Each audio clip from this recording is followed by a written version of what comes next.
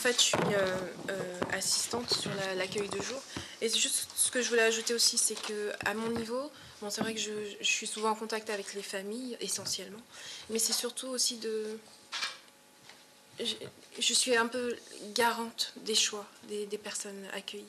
C'est-à-dire que quand on reçoit la personne en admission, on valide avec elle le jour. Je rappelle les familles pour dire, voilà, elle est admise tel jour. Puis les familles me disent, ah oui, mais moi, ça ne me convient pas. Et en fait, on essaye de... Enfin, ce qu'on essaye de faire à notre niveau, en équipe en tout cas, c'est de maintenir quand même ce qu'on a prévu en fonction de ce qu'on a senti avec la personne, même si la famille n'est pas d'accord sur ce jour-là. Parce que finalement, que ce soit le lundi ou le jeudi, c'est pas le jour lui-même qui compte. C'est ce qui va être apporté à cette personne, en fait.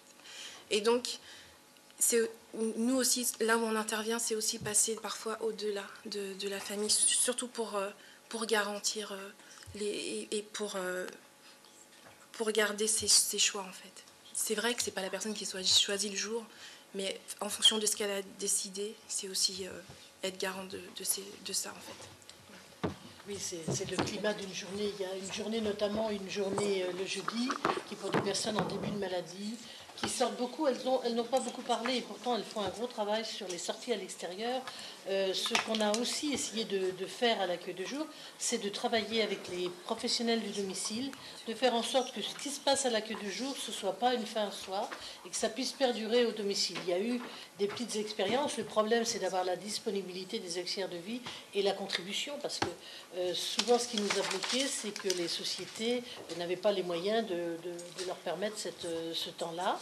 Et on travaille aussi avec Arts et Educa, qui sont des sociétés qui proposent des sorties à l'extérieur, des visites de musées, des ateliers, suivis d'ateliers.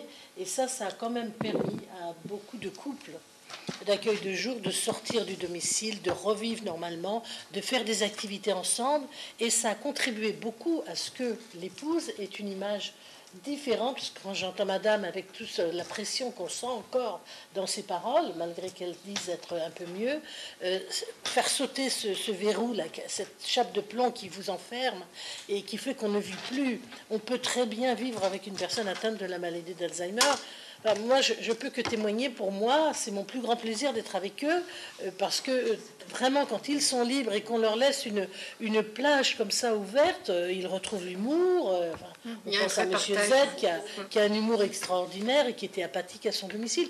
Ils retrouvent la vie, quoi. En fait, ils vivent. Et je crois qu'en fait, on n'est que ça. Si on peut leur permettre d'être eux-mêmes, même dans leur maladie, je crois que c'est la meilleure des réussites, et de bien vivre. Je crois que le couple et la famille a souvent été, alors sans doute par des annonces peut-être un peu brutales, mais on a été maladroits tous, ça nous arrive encore, peut-être par des annonces un peu brutales, mais on a tous décidé que parce que il y a l'enfermement, l'annonce, les amis qui s'éloignent, la maladie qui fait peur, on n'est plus comme tout le monde, parce qu'on a cette maladie. Il faut changer cette image, parce que en fait c'est plein de richesses, plein de découvertes d'une autre nature. Je crois que les équipes, la façon dont elles en parlent, témoignent qu'elles ont aussi découvert ça, parce que bon, elles sont pas shootées, hein, entre guillemets, elles sont volontaires, ce qu'elles font, elles sont pas contrôlées, donc elles font voilà, cette liberté. C'était quand même un thème au départ. On a choisi les professionnels avec leur capacité à sortir un peu des sentiers battus. Ça, la liberté, on l'avait déjà dès le départ. L'initiative est venue après. On s'est dit qu'on pouvait aller plus loin.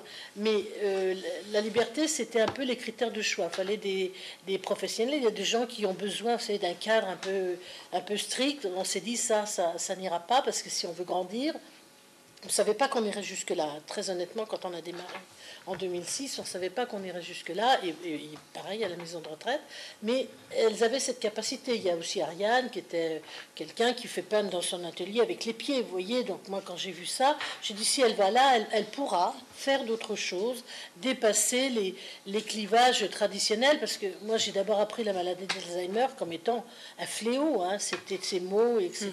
C'est une maladie, certes, qui est très pénalisante et beaucoup pour la famille parce qu'elle s'est trouvée seule.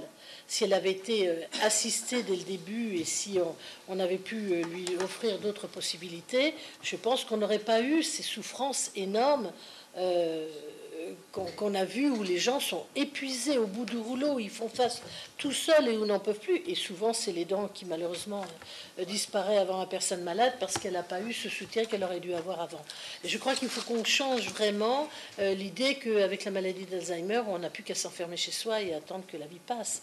On doit sortir, on doit vivre et ressortent de qualité.